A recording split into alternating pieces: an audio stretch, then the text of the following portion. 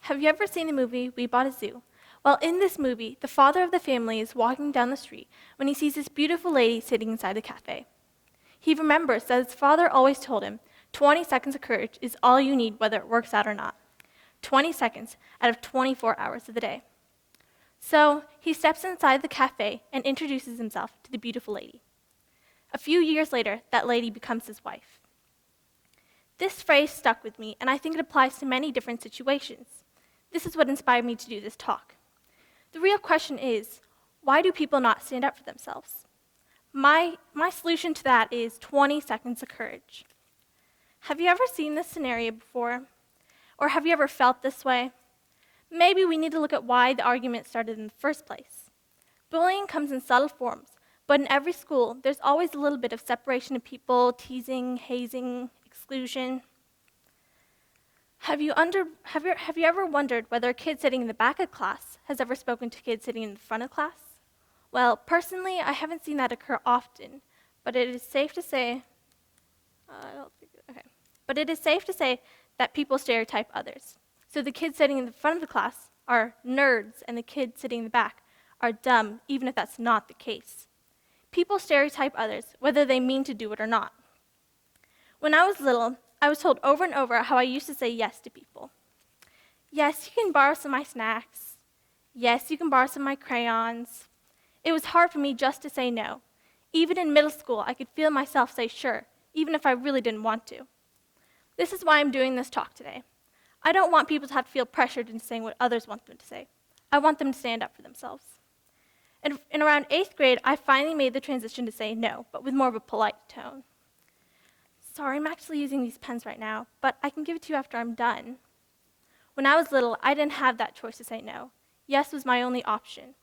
Now that I've opened up to this other side, I don't feel insecure to give my opinion at all or stand out. It was a transition that came over time by applying the 20 seconds of courage. I tried it, and gradually I became the person that I'm proud to be here today. Standing up for yourself is a decision that one should learn to make. Have you ever been in a situation where you see someone in trouble, but you don't have the strength or courage to help them? Your perfect strategy, 20 seconds of courage. Go. Usually when this occurs, you feel a gut-wrenching feeling in your stomach, and you're torn between two things. You could either just walk away after witnessing the situation like it never happened, or you can help that friend, and maybe they can thank you later for saving them. Maybe you wished you could have done something after everything was already done.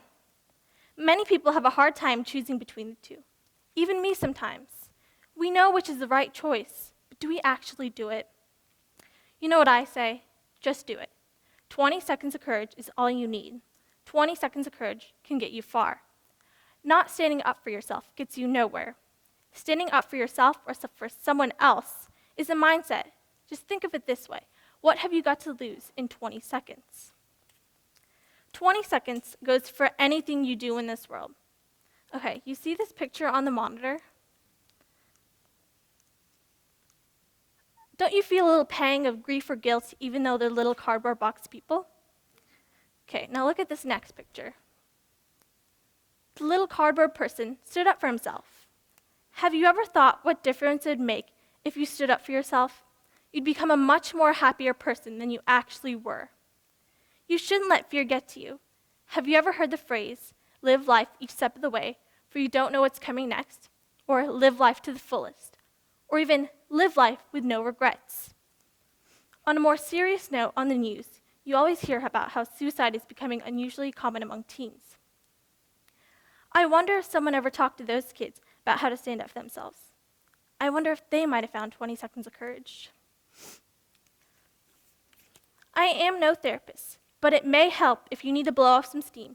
Rant to your friends about it. That way it'll be off your chest and it'll reduce your emotions, and you'll be in a less violent but stable state. You are in control of your life, so don't give up on it. Stand up for yourself because you are worth it. Standing up for not just yourself, but for others, I can guarantee you then you'll make someone's day better if you did stand up for them. Your decision impacts you in the future and the present. You choose what you want. So what I'm trying to say is, don't be afraid to be yourself and stand up for others and live life the way you want to live it. In fact, if you see someone else who's struggling or needs help, stand up for them as well. And I can promise you then your roles will turn right side up. So please, don't be afraid to go beyond the norm, stay true to yourself, and stay true to others by helping them. Thank you.